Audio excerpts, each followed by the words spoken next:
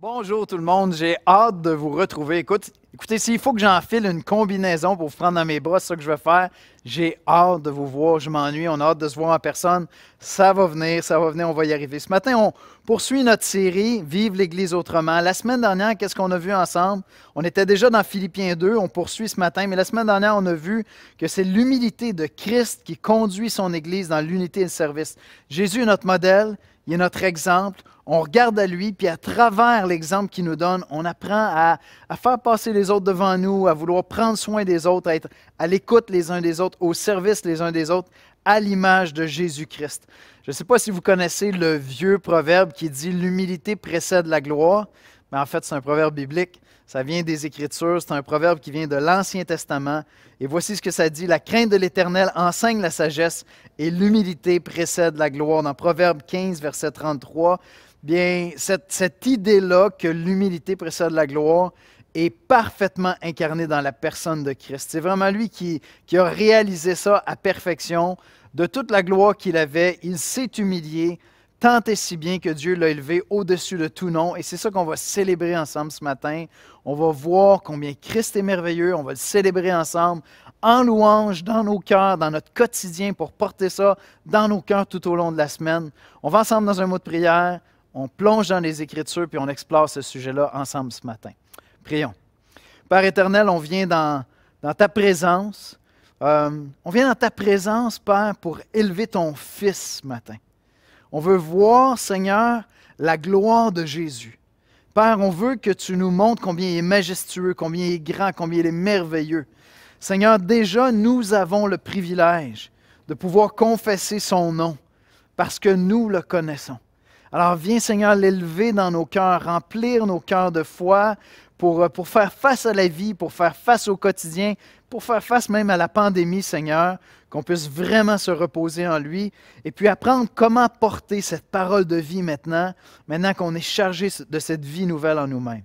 Seigneur, parle-nous, viens nous rencontrer ce matin, c'est dans le nom de Jésus-Christ qu'on te prie. Amen. On va écouter la lecture des Écritures.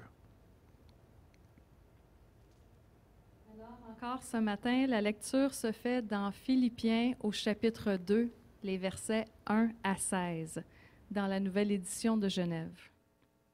Philippiens 2, 1 à 16. Si donc il y a quelque consolation en Christ, s'il y a quelque soulagement dans l'amour, s'il y a quelque communion d'esprit, s'il y a quelque compassion et quelque miséricorde, rendez ma joie parfaite, ayant un même sentiment, un même amour, une même âme, une même pensée. Ne faites rien par esprit de parti ou par vaine gloire, mais que l'humilité vous fasse regarder les autres comme étant au-dessus de vous-même. Que chacun de vous, au lieu de considérer ses propres intérêts, considère aussi ceux des autres. Ayez en vous les sentiments qui étaient en Jésus-Christ. Existant en forme de Dieu, il n'a point regardé son égalité avec Dieu comme une proie à arracher, mais il s'est dépouillé lui-même, en prenant la forme de serviteur, en devenant semblable aux hommes. Et il apparut comme un vrai homme. Il s'est humilié lui-même, se rendant obéissant jusqu'à la mort, même jusqu'à la mort de la croix. C'est pourquoi aussi Dieu l'a souverainement élevé et lui a donné le nom qui est au-dessus de tout nom, afin qu'au nom de Jésus, tout genou fléchisse dans les cieux, sur la terre et sous la terre, et que toute langue confesse que Jésus-Christ est Seigneur, à la gloire de Dieu le Père. Ainsi, mes bien-aimés, comme vous avez toujours obéi, mettez en œuvre votre salut avec crainte et tremblement, non seulement comme en ma présence, mais bien plus encore maintenant que je suis absent. Car c'est Dieu qui produit en vous le vouloir et le faire, selon son bon plaisir. Faites toutes choses sans murmure ni hésitation, afin que vous soyez irréprochables et purs, des enfants de Dieu irréprochables au milieu d'une génération perverse et corrompue, parmi laquelle vous brillez comme des flambeaux dans le monde, portant la parole de vie, et je pourrai me glorifier au jour de Christ, de n'avoir pas couru en vain, ni travaillé en vain.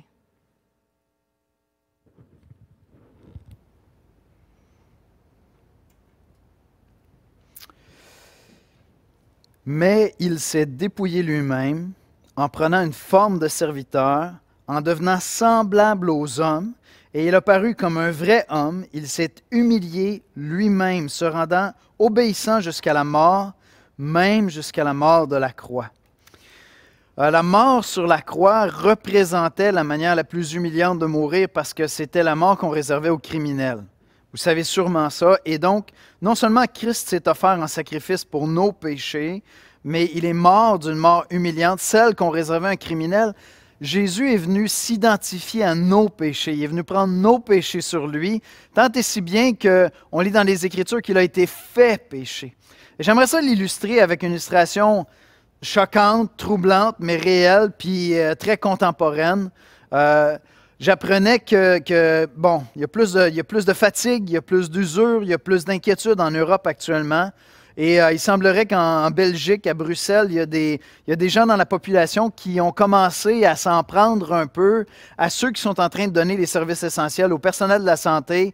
Ils commencent à avoir peur d'eux parce qu'ils sont davantage exposés au virus. Et donc, on a appris dans les journaux cette semaine qu'un infirmier, littéralement, qui vivait avec des colocs, est arrivé à son appartement et tous ses effets personnels étaient à l'extérieur de l'appartement et la serrure avait été changée. Parce que les colocs avaient peur de lui. Puis honnêtement, c'est choquant. Je veux dire, c'est eux qui sont en train de prendre des risques, c'est eux qui sont en train de porter ça. Au contraire, on voudrait les honorer. Mais voyez-vous, ce qui s'est passé, c'est que cette personne-là qui est vraiment en train de jouer un rôle de serviteur pour la société, qui est en train de prendre soin des gens qui sont souffrants, a été identifié avec la maladie qu'il est en train de traiter. Il a été tellement identifié avec cette maladie-là qu'il est devenu odieux même aux yeux de ses colocs. C'est choquant. Honnêtement, c'est triste. J'espère qu'on ne verra pas ça se produire dans notre culture, dans notre société. Mais voyez-vous, Christ s'est identifié avec nos péchés. Et c'est ça qui s'est passé. Il a été livré, il a été rejeté. Les hommes l'ont regardé puis ont dit Dieu l'a abandonné. Mais en fait, c'est qu'il prenait nos péchés sur lui-même. Et j'aime tout le contraire de ce qui est en train de se produire dans notre culture. J'aime voir combien on cherche à honorer. On cherche à élever, on voudrait remettre des médailles à tous ceux qui travaillent dans le domaine de la santé, dans les services essentiels. C'est ça que j'entends partout, on veut les honorer.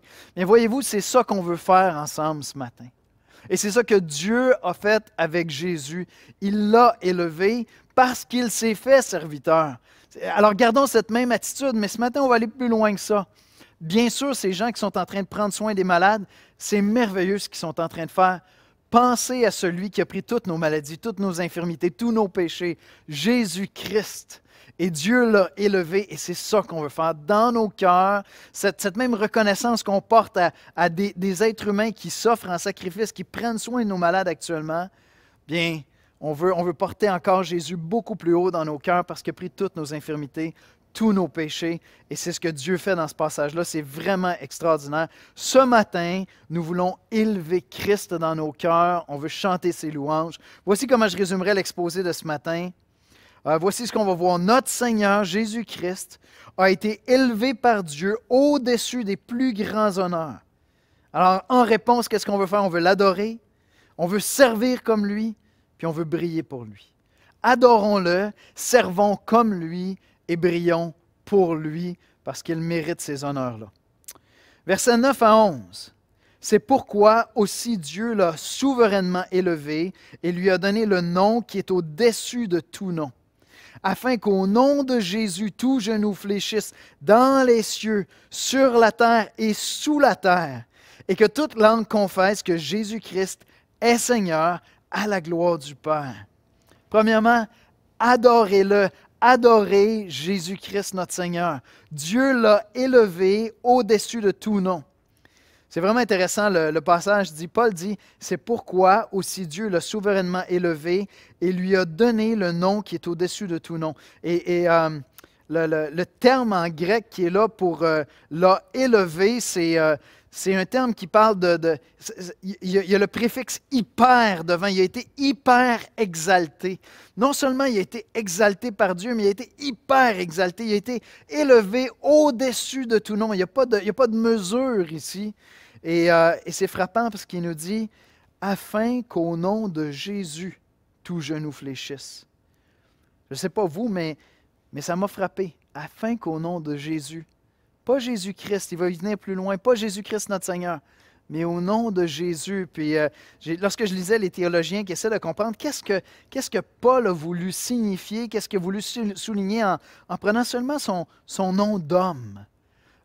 Puis on n'a pas une réponse définitive, c'est probablement un peu de tout ceci, c'est-à-dire qu'il était Dieu le Fils. Il s'est incarné, il s'est fait homme.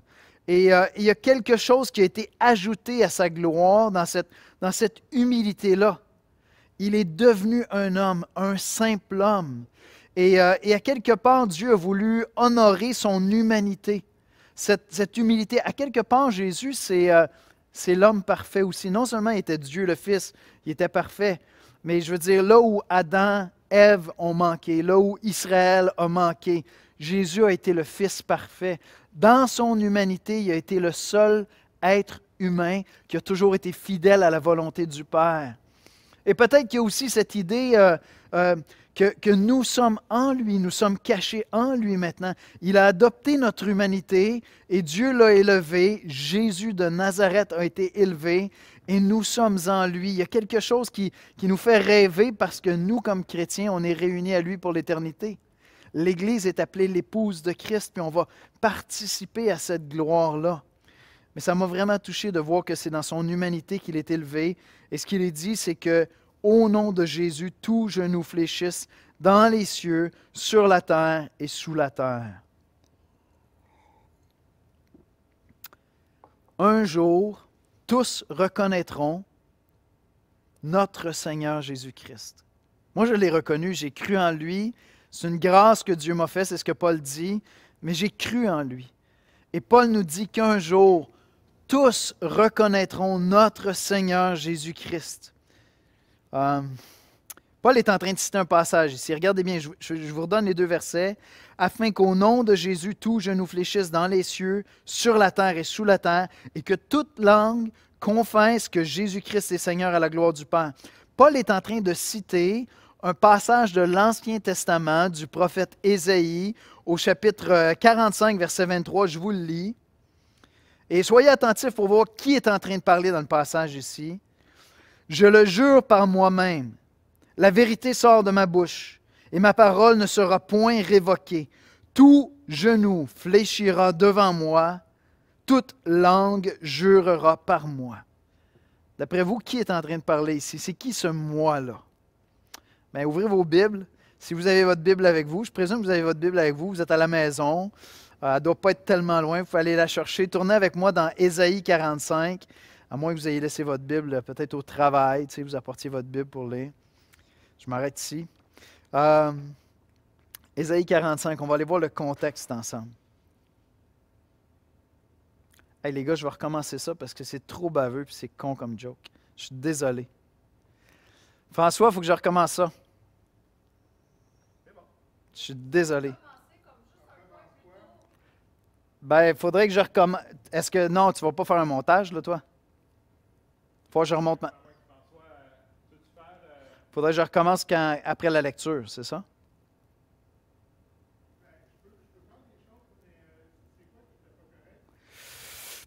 Mon histoire de Bible au travail, puis tout ça, là, c'était comme juste baveux.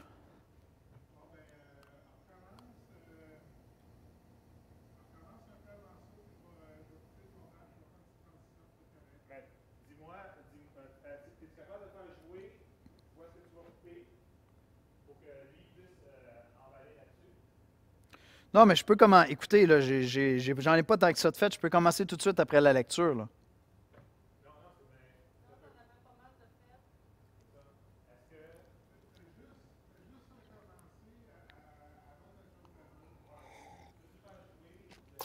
Faut...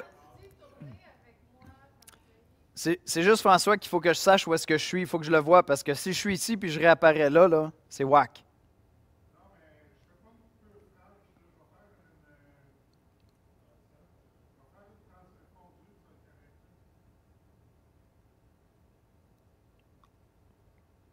Ben, je vous suis.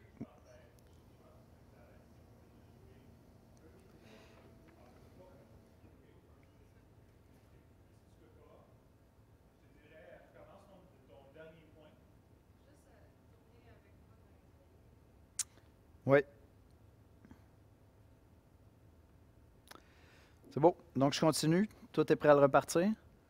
Tu peux me laisser filer 2 minutes avant de le partir pour qu'on revienne à peu près au même endroit. OK.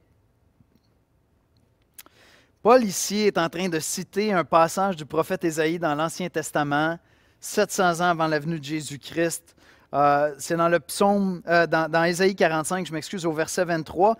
Je vous le lis et essayez de deviner qui est en train de parler dans ce verset-là. Je le jure par moi-même, la vérité sort de ma bouche et ma parole ne sera point révoquée. Tout genou fléchira devant moi, toute langue jurera par moi. D'après vous, qui est en train de parler ici? C'est qui le moi?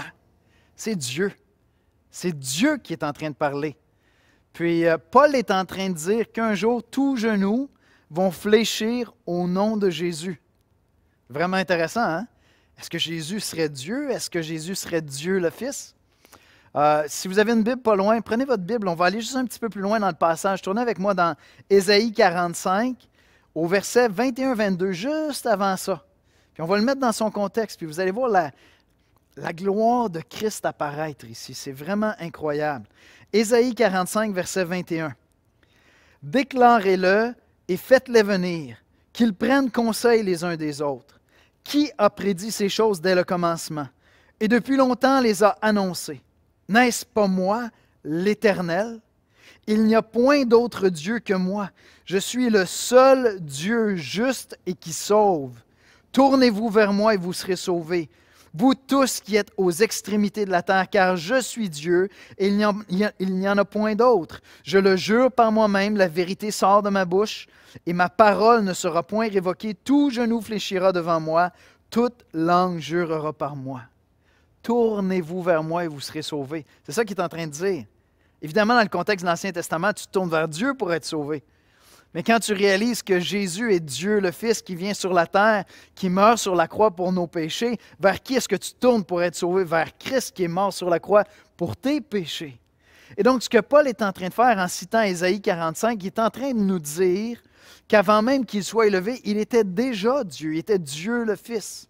Et tout ce que Dieu a fait, c'est qu'il l'a honoré, il lui a rendu des hommages parce qu'il s'est offert en sacrifice. Il lui a maintenant donné un nom exalté, hyper exalté, au-dessus de tout nom, au-dessus de toute créature, dans les cieux, sur la terre, sous la terre, tout être vivant.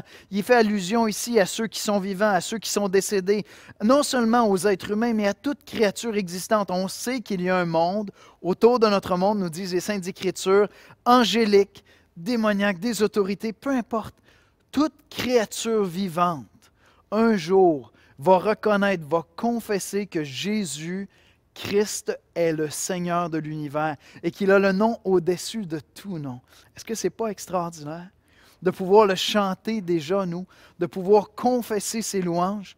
Voyez-vous, les versets 6 à 11, ce passage-là, c'est un hymne, c'est un cantique. Quand Paul commence à exalter Jésus en parlant de son humiliation, puis ensuite de ça, de sa glorification, c'est un cantique qui est en train de nous chanter ici. C'est un hymne qui est en train de nous donner et il est en train de nous dire, voici les louanges. Voici la louange qui doit venir sur la bouche de ceux qui savent déjà qui est Jésus. Quelle est sa gloire? Et non seulement il va régner sur tout être vivant, mais Paul va nous dire ailleurs dans 1 Corinthiens 15, versets 24 et 28, je vous lis, c'est un long passage, mais ça vaut vraiment la peine parce que c'est encore plus rassurant dans le contexte de ce qu'on vit actuellement. Ensuite viendra la fin, quand il remettra le royaume à celui qui est Dieu et Père, après avoir réduit à l'impuissance toute domination. Donc on a une vision de la fin des temps, du retour de Christ. Toute domination, toute autorité et toute puissance, car il faut qu'il règne jusqu'à ce qu'il ait mis tous ses ennemis sous ses pieds. Le dernier ennemi qui sera réduit à l'impuissance, c'est la mort. Dieu, en effet, a tout mis sous ses pieds. Mais lorsqu'il dit que tout lui a été soumis, il est évident que celui qui lui a soumis toutes choses est accepté, c'est-à-dire Dieu le Père. Et lorsque toutes choses lui auront été soumises, alors le Fils lui-même sera soumis à celui qui lui a soumis toutes choses. Mais je voulais attirer votre attention, le dernier ennemi qu'il doit soumettre, c'est la mort. C'est la mort. Christ a vaincu le péché et la mort. Et lorsqu'il va revenir, il n'y aura plus de mort. Ça veut dire qu'il n'y aura plus de virus, il n'y aura plus de maladie. Et c'est là notre espérance à nous comme chrétiens. On sait qu'il est ressuscité d'entre les morts et depuis qu'il est ressuscité, nous savons que Dieu a accepté, il a agréé, il a acquiescé son sacrifice. Son sacrifice est la garantie, sa résurrection est la garantie de notre résurrection, du fait qu'il va revenir bientôt et qu'il n'y aura plus de mort pour nous. Et nous pouvons déjà le célébrer, on peut déjà l'élever. C'est vraiment un passage fantastique qu'on étudie ce matin parce que dans ce passage-là, on a comme accès à la relation entre le Père et le Fils. À la fin du passage, à la fin du verset 11, voici ce qu'on lit. Que toute langue confesse que Jésus-Christ est Seigneur à la gloire de Dieu le Père. C'est comme si Dieu a voulu honorer le Fils, mais le Fils fait tout ça pour la gloire du Père. Et dans la relation entre le Père et le Fils, on a des instructions pour nos propres relations à l'intérieur de l'Église locale, où on est appelé à faire passer les autres avant nous. Sans égard, on fait passer les autres avant nous. Et parce que Christ a fait passer notre salut avant sa propre gloire, ensuite de ça, le Père vient l'honorer, mais le Fils fait tout pour la gloire du Père. C'est tellement beau d'avoir accès à cette communion-là, à cette gloire-là qu'il y a dans la personne de Dieu. C'est vraiment captivant. Un commentateur biblique l'a dit comme ceci. Il dit « Christ a agi de façon désintéressée pour accomplir la volonté de Dieu. Il est même mort pour apporter le salut dans le cadre du plan de son Père, dans le cadre du plan divin. Dieu a choisi de l'honorer, déterminant que Christ serait la personne de la Trinité qui serait honorée dans toutes ses interactions avec la création.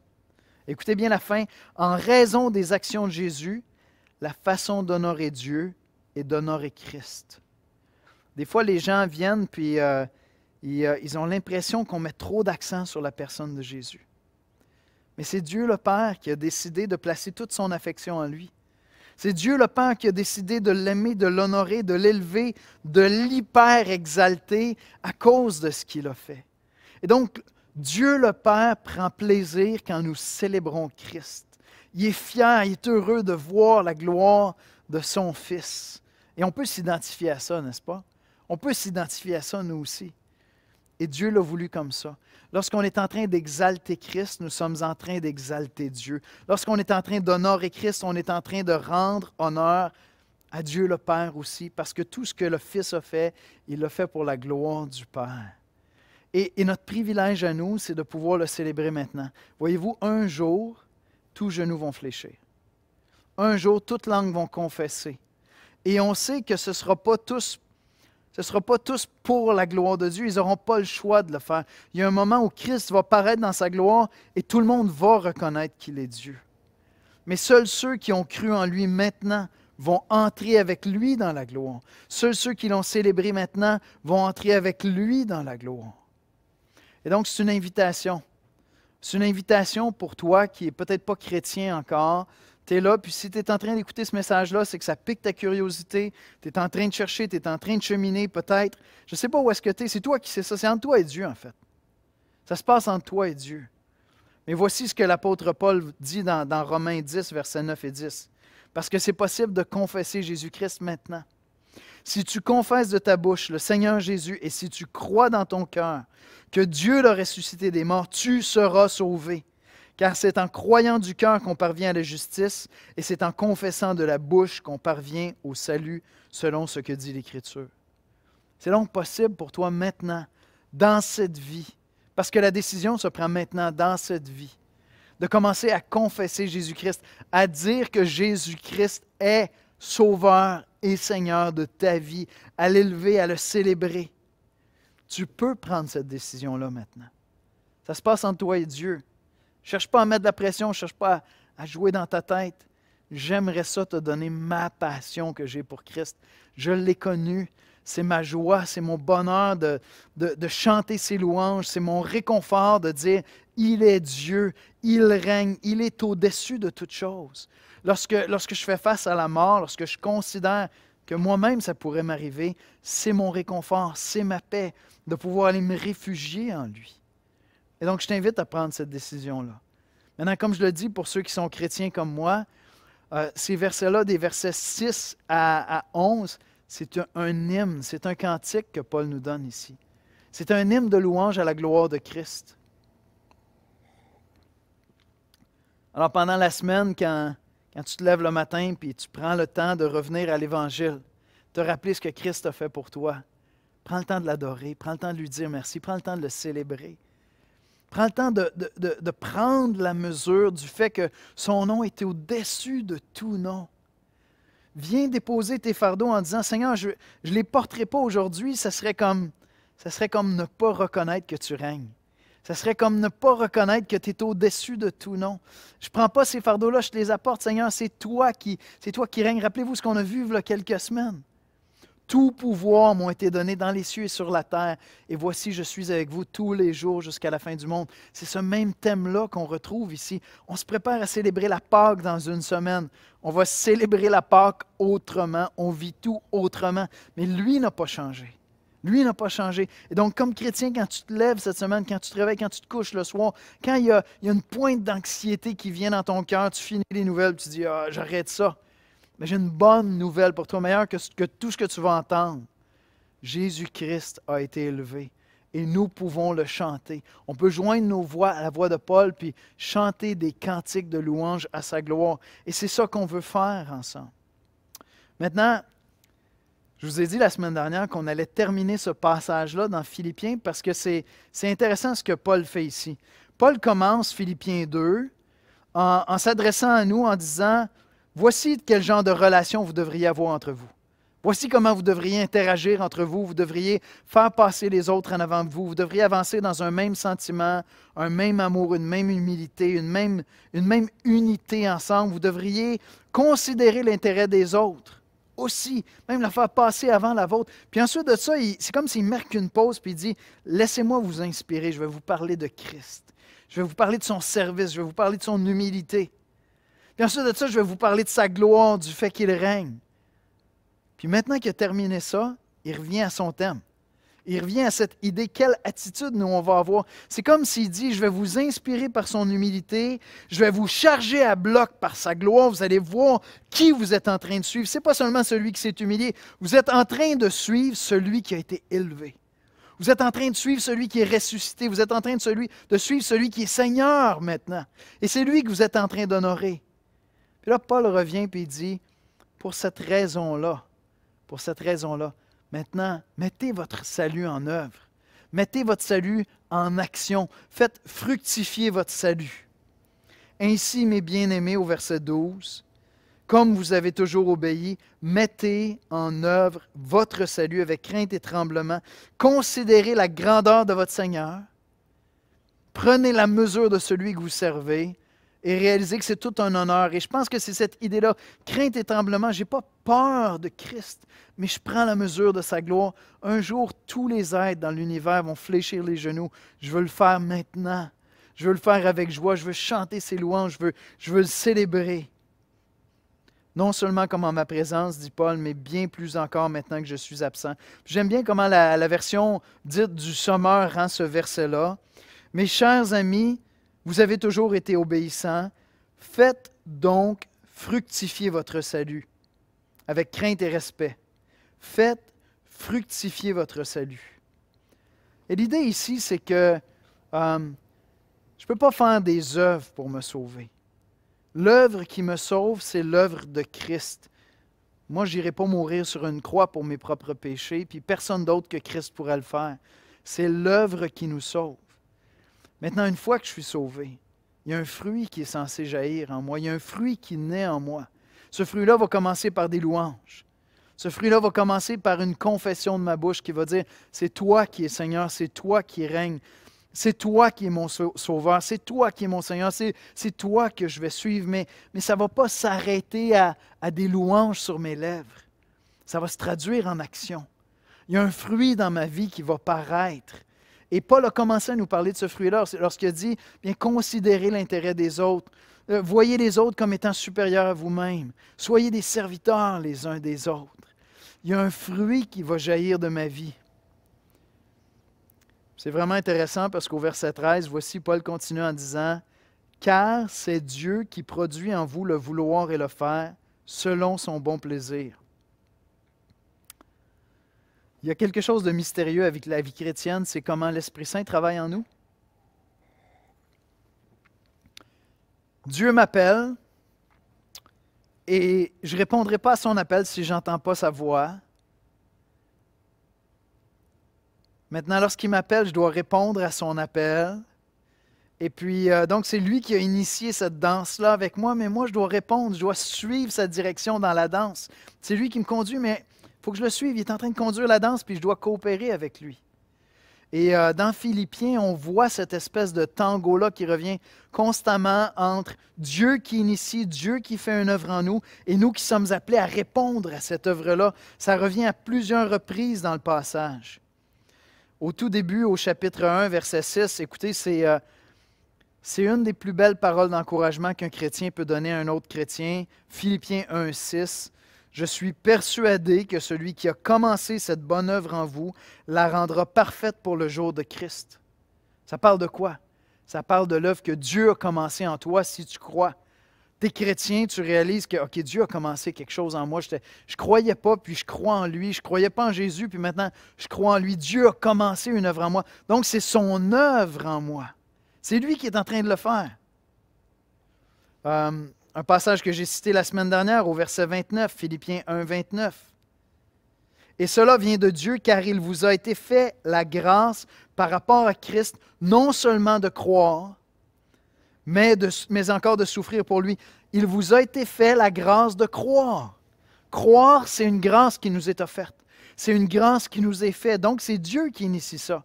Mais en même temps, constamment, le Nouveau Testament nous appelle à répondre. Nous appelle à répondre à cette œuvre. Donc, c'est pour ça que je dis, c'est un tango, c'est une danse. Dieu initie la danse, mais je suis appelé à danser avec lui. Je suis appelé à répondre. Et c'est à ça que Paul est en train de faire allusion ici lorsqu'il dit « Car c'est Dieu qui produit en vous le vouloir et le faire selon son bon plaisir. » Il dit « Mets en œuvre ton salut. » Puis dans le grec, il y a vraiment un jeu de mots qui est là. « Mets en œuvre ton salut parce que c'est lui qui fait cette œuvre-là en toi. » Travaille en quelque sorte à ton salut parce qu'il travaille déjà en toi. Et donc, comme chrétien, alors que j'ai commencé à voir la beauté de Christ, j'ai commencé à confesser son nom, j'ai commencé à l'adorer, j'ai commencé à le servir, je vois cette œuvre-là en moi, il y a une louange qui est là, il y a une reconnaissance. Merci Seigneur, je réalise que je suis pécheur, tu es mort sur la croix pour mes péchés, je veux te louer, je veux te célébrer. Il y a une œuvre qui est commencée en moi. Il me dit, OK, maintenant agis conséquemment. Porte un fruit qui est digne de ce Seigneur-là, qui s'est donné pour toi, qui est élevé au-dessus de tout nom. Porte un fruit qui est digne de cette œuvre-là. C'est lui qui a commencé l'œuvre, tu es appelé à répondre à cette œuvre-là. Et Paul va nous dire comment est-ce qu'on va y répondre. On va y répondre par notre attitude. Ce fruit-là commence par un comportement, par une attitude que je vais porter. Paul dit, faites toutes choses au verset 14, sans murmure ni hésitation, afin que vous soyez irréprochables et purs, des enfants irréprochables au milieu d'une génération perverse et corrompue, parmi lesquels vous brillez comme des flambeaux dans le monde. Faites toutes choses sans murmure ni hésitation. Encore cette image du serviteur qui ne pose pas de questions, il agit. Il sert. Il n'y a pas de questions à poser. Il n'est pas en train de murmurer.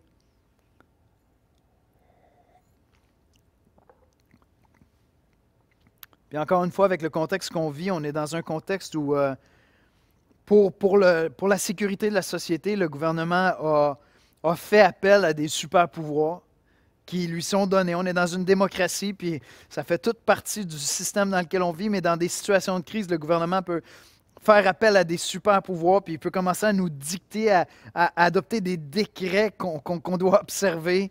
Et là, on a des directives qui nous sont données de se confiner à la maison, de respecter un paquet de règles. C'est comme hyper contrôlant. Puis il y a des moments où tout ça peut devenir extrêmement agaçant. On le voit, il y a des gens qui se rebellent contre ça. Il y a des gens même qui vont mettre d'autres personnes en péril. Et nous, comme chrétiens, le modèle qu'on a, c'est Christ. Le modèle qu'on a, c'est Jésus qui est allé à la croix sans, on le dit en québécois, chialer contre le plan divin. Puis il savait la souffrance qui s'en venait. Mais il l'a fait sans murmure ni hésitation. Il est allé, il a pris, il a accepté. Et on est appelé à faire ça à notre tour. On est appelé à être des modèles de, je vais le dire comme ça, là, puis peut-être vous n'aimerez pas le terme, mais ça parle des fois de notre rébellion, des modèles de docilité. T'aimes-tu ça l'idée, si quelqu'un vient te voir et dit « Ah, toi, t'es quelqu'un de docile. » Dans notre culture, c'est comme docile. Non. Tu sais, j'ai une fierté, je me défends, je suis fort. Ouais, pensez un instant, est-ce que Christ était faible en allant à la croix? Est-ce que c'était de la faiblesse? Certains l'ont regardé et ont dit, il est faible, Dieu l'a abandonné. Mais moi qui suis chrétien, je sais que ce n'était pas de la faiblesse. Au moment où il a paru le plus faible, c'est là qu'il était le plus fort. Au moment où il a paru le plus méprisable, c'est là qu'il était le plus humble. Au moment où on l'a le plus méprisé, c'est là qu'il était le plus glorieux. Fait que si je te dis, sois docile, ça te tente-tu, ça? Docile à Dieu? Et si Dieu me demande d'obéir à des autorités, ces autorités-là ne me demandent pas de désobéir à Dieu, de pécher. Il y a des moments où les chrétiens disent, je suis désolé, tu me demandes de plus prêcher Christ. Tu as franchi une ligne que je ne peux pas franchir. Je ne vais pas te suivre jusque-là. Mais ce n'est pas ça qui nous est demandé, mais pas du tout. Au contraire, c'est des bonnes règles qui prennent soin de nous. C'est un exemple que je donne, mais il y en a plein. Il y en a plein à la maison, dans nos relations les uns avec les autres. Sans murmure ni hésitation. Et là, ça vient nous travailler. Mais c'est notre appel. C'est notre appel, puis c'est comme ça qu'on met notre salut en œuvre. C'est comme ça qu'on porte du fruit qui dépasse une confession du dimanche matin. Alléluia, Jésus dans les chants, tout ça, puis après ça, tu sais. Non, c'est là, c'est quelque chose qu'on porte à l'intérieur de nous. Et c'est vraiment glorieux de pouvoir le faire. Puis on est appelé à briller comme des flambeaux dans le monde. Et c'est quelque chose qu'on va porter premièrement dans une attitude.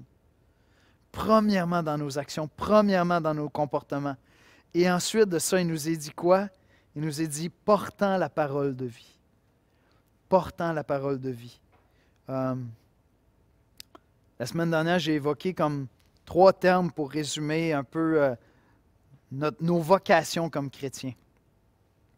On est appelé à être des adorateurs. C'est un appel sur nos vies. Adorer Christ. On est appelé à être des serviteurs, comme Christ a été serviteur. Puis on est appelé à être des missionnaires. Parce que Dieu est en mission. Dieu est en mission, il veut sauver des hommes, il veut sauver des femmes, il veut sauver des êtres humains en leur apportant une parole de vie, une parole d'espoir, l'espoir de pouvoir être réconcilié avec Dieu, l'espoir de pouvoir être un jour délivré de la mort, d'être réuni avec Dieu pour l'éternité. C'est une parole de vie, ça. Nous sommes donc appelés à être des adorateurs, des serviteurs, des missionnaires parce que Dieu est en mission. Et notre mission, c'est de briller dans le monde à travers nos attitudes, nos comportements irréprochables, purs devant les hommes, devant Dieu, mais en portant aussi la parole de vie. Et actuellement, ce dont on entend parler, c'est de la mort. On entend parler de souffrance. On entend parler de mort. Les gouvernements nous préparent et ils disent, écoutez, on va être le plus réaliste possible. Ça va aller pire. Avant de s'améliorer, ça va s'empirer. Et probablement qu'on a commencé à avoir des gens autour de nous qui sont atteints. On peut identifier là, celui-là par la 4e fesse gauche, 3e génération, mon collègue, la petite sœur de mon collègue, OK, est atteinte du coronavirus. Puis là, on sent que ça se rapproche de nous, là. Et il y a cette atmosphère de mort qui est là. Et nous, on porte en nous une parole de vie, une parole de consolation, une parole d'espoir qui nous parle de celui qui a vaincu la mort et de celui qui va un jour nous conduire dans la gloire avec lui. Et on est appelé à porter cette parole de vie-là. Je ne sais pas comment ça va se faire. Honnêtement, je n'ai pas toutes les réponses, pas plus que vous. Je veux dire, avant, je pouvais saluer mes voisins facilement, n'importe quand. Maintenant, on est tous un peu plus enfermés, on se croise moins. Je ne sais pas exactement quelle forme ça va prendre. Je n'ai pas les réponses pour ça. Mais je sais que les gens autour de moi, les gens dans ma famille qui n'ont pas confessé Jésus-Christ ont besoin de cette parole de vie-là. Et je sais que je suis appelé à briller dans ce monde-là. Et que tu es appelé à porter cette parole de vie. Alors ce que je vous dis, c'est commencer à prier. Puis dites, Seigneur, c'est toi qui es le Créateur. Aide-moi à être créatif. Aide-moi à trouver comment le faire. Peut-être qu'il y a des gens qui sont juste découragés, puis tu leur parles, puis tu sens de l'angoisse, puis tu dis, écoute, je ne veux pas commencer à te faire un sermon, peut-être que ce n'est pas le temps, tu n'es pas prêt à parler de ça, mais Est-ce que ça te dérangerait si je priais pour toi maintenant au téléphone? Tu vas voir comment Dieu nous fait du bien juste dans la prière. Tu sais. Est-ce que tu me permets juste de prier pour toi au téléphone? Est-ce que tu me permets de prier pour toi quand on va raccrocher? Puis peut-être que dans une autre conversation, tu vas avoir l'occasion de lui lire un psaume. Le psaume 23, un psaume de consolation, un psaume d'espoir. Je ne sais pas. Je n'ai pas toutes les réponses. Le pasteur Jean-Pierre a eu une bonne idée. On réfléchissait ensemble comment on peut apprendre à porter cette parole de vie-là dans le contexte qu'on vit. Tout à l'heure, ça vous a été annoncé. Mardi soir, il va y avoir une formation avec un homme que j'aime beaucoup, Jean-François Moquin. C'est un gars super inspirant pour porter cette parole de vie-là. Alors peut-être que tu peux te joindre à cette formation-là mardi soir, puis juste aller explorer, puis mettre ça dans la prière, puis dire comment on va faire ça? Comment on va porter cette parole de vie? Je n'ai pas les réponses, mais je sais que Dieu veut qu'on le fasse. Puis je sais que les gens ont besoin d'entendre cette parole de vie-là maintenant. Alors écoutez, qu'est-ce qu'on veut faire? On veut adorer Christ, on veut l'élever. Il faut qu'il occupe toute la place qui lui revient dans nos cœurs actuellement. Il faut qu'il occupe cette place-là. C'est notre paix, c'est notre sécurité, c'est notre joie qui en dépend. On veut l'élever, on veut le célébrer parce que moi je sais qu'un jour bientôt, mon Seigneur Jésus-Christ va être célébré. Tous genoux vont fléchir, toutes langues vont le confesser. Et moi, j'ai le privilège de le faire maintenant. J'ai le privilège de lui chanter des louanges. Comme Paul le fait ici avec cet hymne à la gloire de Christ. On veut l'adorer. Qu'est-ce qu'on veut faire? On veut servir comme il a été serviteur. Encore une fois, je n'ai pas toutes les réponses, mais l'Esprit Saint habite en toi. Demande-lui, montre-moi comment servir, Seigneur. Montre-moi comment servir dans ma famille, à la maison. Montre-moi comment servir avec un coup de téléphone, avec une parole d'encouragement, un courriel, je ne sais pas. Montre-moi comment servir, comment être un serviteur. Et enfin, qu'est-ce qu'on veut faire? On veut être missionnaire. On veut être missionnaire parce que plus que jamais, les gens autour de nous, dans notre famille, nos proches, ont besoin d'entendre cette parole de vie. Puis Dieu peut ouvrir les portes. Rappelez-vous, c'est lui qui opère en nous le vouloir et le faire. Et donc, s'il veut que tu annonces la parole de vie à quelqu'un, il est déjà en train de parler à cette personne-là. Il est déjà en train de faire une œuvre, il est déjà en train de préparer le terrain. Il est déjà peut-être en train de lui faire entendre sa voix. Et ce qu'il a besoin, c'est que toi, tu prêtes voix maintenant à cette voix que l'Esprit Saint est en train de faire entendre dans son cœur pour apporter cette parole de vie-là. Écoutez, les amis, on vit l'Église autrement. On vit des moments extraordinaires, mais on sert un Dieu qui est plus extraordinaire encore. Notre Seigneur est hyper exalté. Il est élevé au-dessus de tout nom. Faisons-lui confiance. Il va nous conduire. On va apprendre à vivre l'Église autrement. Célébrons-le ensemble dans la louange. Exaltons son nom ensemble ce matin. On va prier.